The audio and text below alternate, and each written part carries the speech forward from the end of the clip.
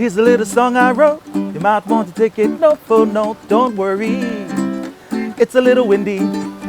Breakfast with Bob. Chee-hoo. Thank you, Poncho Man. We are presented by EA Sports Nutrition, Cliff Bar, Timex, Roca, Tanya Porter Resort, Rudy Project, and we're on Slow Twitch. Mr. Lionel Sanders joins us. Lionel, how you doing? I'm doing very well, Bob. Awesome. Thanks for having me. No probs. I'm sure a lot of people in our audience don't know that much about Lionel. So take us back. Growing up, what were your sports up in Canada?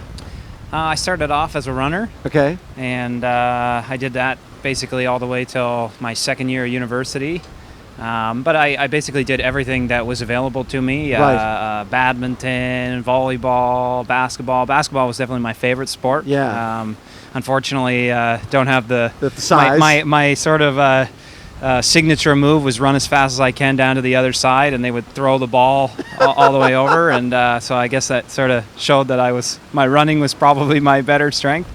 And then I also did BMX quite a bit as well. That was kind of I grew up in a small town that was kind of far away from everything. Right. So that's how I got around. There was a point where you went a little south in terms of getting into drugs, getting into alcohol. Talk a little bit about that period of your life.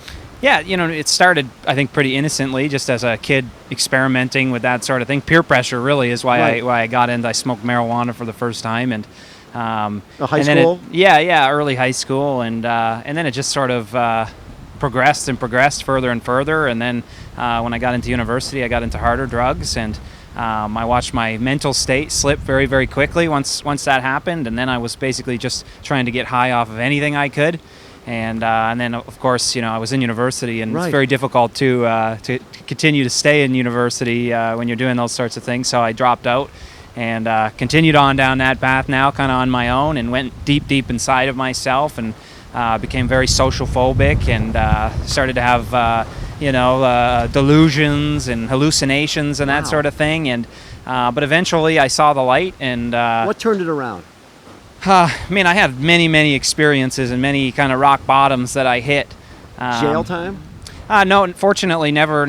I do believe that your sort of upbringing comes out no matter where you are, and I do remember having those thoughts of stealing and that sort of thing as I had less and less money. But fortunately, I think I was raised very well, and I never did do those sorts of things. But waking up in detox and those sorts of things were kind of my rock bottom, so eventually I saw the light, and interestingly, I started running again. I hadn't run for several years, and I started running again, and I still felt kind of crap, for about a month, and then out of nowhere, the idea to do an Ironman popped into my head, and it was, I had to Google it to see kind of what it entails and that sort of thing, and it seemed crazy and something like that I was unsure if I could even finish or do.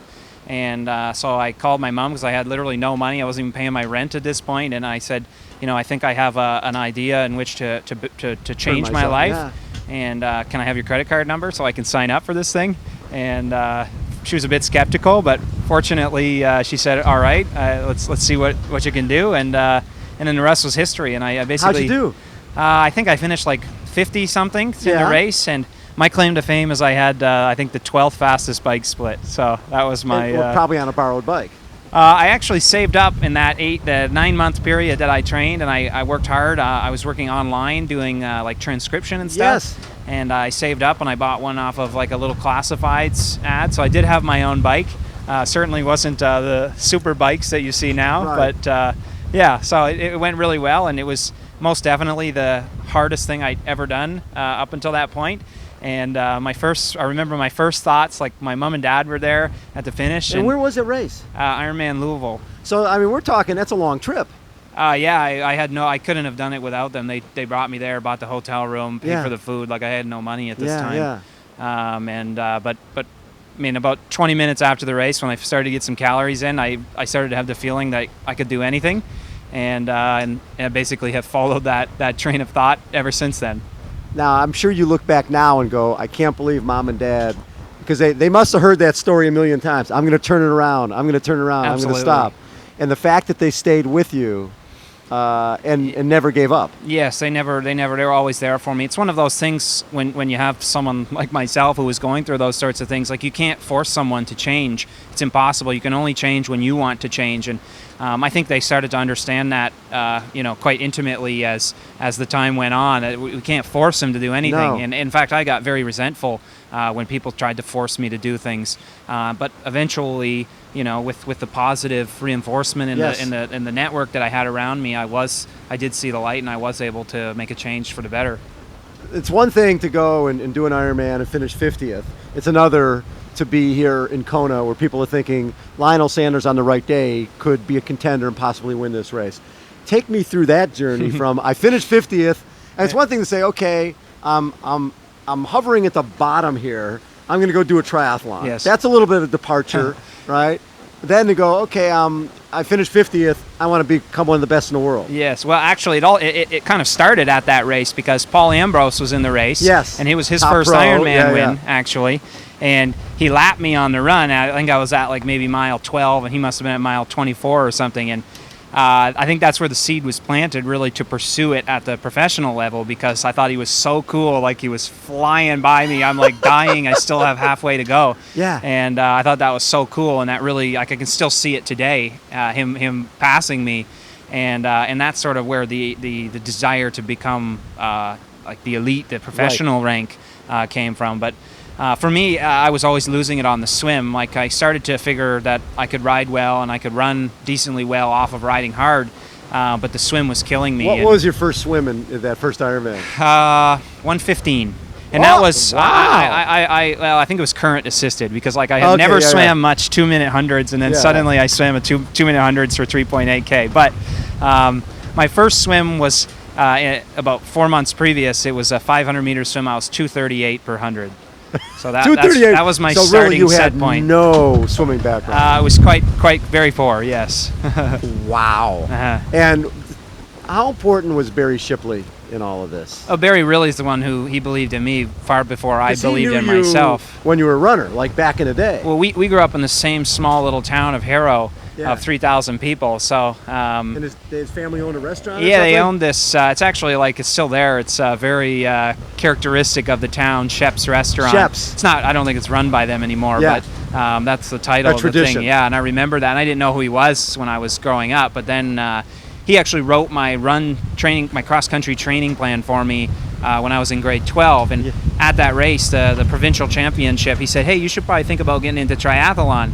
And I was so out of it at this point. Yeah. I just went in one ear and out the other. And now, with hindsight, I wish I kind of would have listened to him and got into it earlier on. But you have to follow your path. Sometimes life's journey takes you to those dark places, and you use that to. I'm sure when you finish a race now, at one point, you're, hey, I'm excited about finishing the race, but I'm really excited about how far I've come.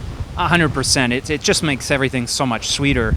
I don't necessarily think you have to go down those terrible places to appreciate life, but it certainly makes you appreciate where you've come from, the privilege. Look at where we're sitting right now. Exactly. You certainly have a much deeper appreciation, I think, when you can reflect back at, hey, this was me 5 or 6 years ago, and here's me now. Was there one race where you felt like, okay, now I know I can make it as a professional? I mean, I had my first race where I thought that, and that was Muskoka in 2013. Yeah. And the great Andreas Raelert was there. And, Yes. I mean, I was super intimidated. I remember the night before, my dad said, because I had improved my swimming, and I thought maybe I had a shot at winning, but my dad said, "So you're going to win this thing the night before?" And I literally was speechless. I couldn't speak. I was so nervous, and I just so quiet. And anyways, that was my first big win in that race. And I started to think... So you won the race. I you did, won Muskoka. yes. And it was actually kind of anticlimactic, because I built it up in my head, and I wanted to pass Andreas. Like, I wanted to run side by side with him on the run for like 15 kilometers, but I passed him on the bike, and I didn't know it was him when I passed him, so it was kind of anticlimactic for me. But it sounds like the bike came pretty natural to you. yeah, it's kind of strange, but it did, yeah. I don't know why. I think I guess maybe the BMXing when I was younger. Right. And I always used to love cross country and hill running, and I think biking is a sport of power, and so hill running and that sort of thing requires good power output, I think. And your best race after the Andreas race. Well, that one sort of got me thinking, and then I went to St. George 70.3 in 2014, and I'm thinking, okay, I have what it takes to compete against the best. Right. And well, I'll put it this way: I lost 5 minutes to Andy Potts in the water. Oh yeah. And then I lost another 5 minutes to the lead pack on the bike, and then I lost another 2 minutes to the eventual winner Jan Frodeno on the run, and I finished 10 minutes behind Jan, and so that put me way back to square one. And I started thinking, oh, maybe you don't have what it takes. But then my second go at it was 70.3 Worlds last year, and that was ended up finishing fourth there. And that's an amazing field when you start doing that. Man, it was surreal to cross the finish in line in Canada. Man, that certainly added to it, absolutely. And to cross the finish line and see Jan and Javier Gomez and Tim Don there was very surreal. And I felt like a kid in a candy shop, most definitely. So when I look, 2013, you win Muskoka, 14 Muncie, 14 Racine, and Ironman Florida champion. And that was, I think they had to shorten swim or something that Unfortunately, they canceled the swim. Canceled the swim, entirely. It was quite treacherous. Yeah, which is probably a good thing for you. Yeah, absolutely. Sure. I didn't cry, that's for certain. And then 70.3 Texas champion this year. Yes. Going into this race, talk a little bit about what your preparation has been and what are your goals? I mean, I'm so new to the Ironman. Yeah. Like the 70.3 took me, I would say, a good 5 races to get a sense of it and to start to get a nice plan and way to prepare myself. Whereas the Ironman, I just don't have the experience. So it has been a very humbling year for Ironman racing for me. And I mean, I certainly am learning every race I do. I learn like probably 5 or 10 lessons, and some of them actually surprisingly were massively overarching, like hydration. And for instance, like I didn't know how ignorant I was of proper hydration and nutrition. So I'm starting to get a good sense. So I feel like I've improved my training, and I feel like one of the things I was doing, I think improperly, was overtraining going into these things, and an Ironman can be very cruel to you if you're overtrained, and particularly on the run. And I just have not run to my ability level yet. So I would say the biggest goal for me is to run to my ability level in this race. And in terms of external goals, that would be it. I just want to execute my absolute best race, and that means staying controlled on the bike and sticking to my nutrition and pacing plan, and then executing a good run that is to my ability level. Now, are your parents here? Both my parents are here, and my fiance is here, and her parents are here, so we got the whole gang. Everybody's here to watch you have what could be, one of your best races ever. Well, I certainly hope to cross the finish line having transcended all of my current conceptions of what is possible. Absolutely. Now, if it's like this on race day, not in the swim. No, yes. But for the bike, you'd like this. Absolutely, yes. And I did 2 hours baby. out there this morning, and it was fantastic. So big blowing wind, absolutely, you dig that. Sure. As a solo bike, I mean, more than likely, I'll be biking solo for quite a bit. So to catch up. It certainly makes it a more fair race when it's severe crosswinds and everyone's sort of working on their own, and the packs and that sort of thing have much less effect. This race is the epitome of triathlon, right? Getting to the finish line of this race is very, very special, very spiritual. For a guy who's had a journey like you've had, any idea what it's going to feel like coming down that final stretch on Elite E-Drive? I mean, I know enough now to know that it's indescribable, and I think it'll be very emotional, and I have a feeling shed a few tears and a few shivers down the spine. I think your parents will too. Sure, yes. And your fiance. Absolutely. Lionel, thanks so much for taking time. I really appreciate it, especially in the hurricane that we're dealing with right thanks now. Thanks for having me, Bob. I've been watching this show for a long time, and I really like it. It's an honor to have you on. Thank you. Lionel Sanders has been our guest. Poncho Man, take us out. Woo! Here's a little song I wrote. You might want to take it note for note. Don't worry, it's just a little windy. Breakfast with Bob.